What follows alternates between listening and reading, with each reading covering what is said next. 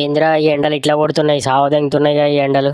అవునరా ఇట్లా పందామని చేసే బన్నకంతే మధ్యాహ్నం పూట మొత్తం పచ్చి అయిపోయినాయి బట్టలు ఏడికాడికి తానం చేసినట్టు. అరే స్విమ్మింగ్ పోవామారా మరి ఈతకి?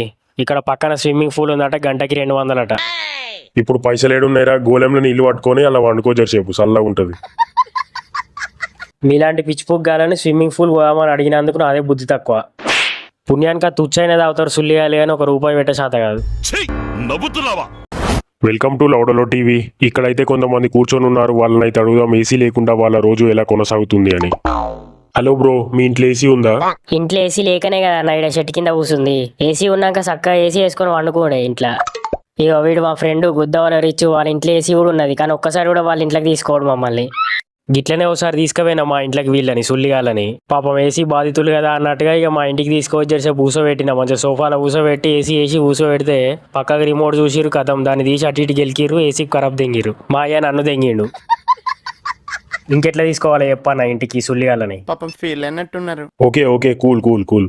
ఈ న్యూస్ ద్వారా జనాలకి ఏమన్నా చెప్పాలనుకుంటున్నారా? ఈ న్యూస్ చూస్తున్న వారందరికీ నేను ఇక్కడైతే QR కోడ్ అయితే ఇస్తున్నాను.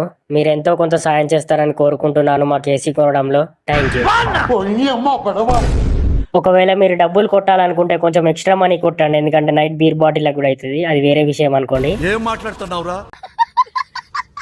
చూసారు కదా, ఇది ఏసీ లేని వాళ్ళ కష్టాలు. నెక్స్ట్ వీడియోతో మళ్ళీ కలుద్దాం. అంతలోపు చూస్తూనే ఉండండి లౌడలో టీవీ. Thank you.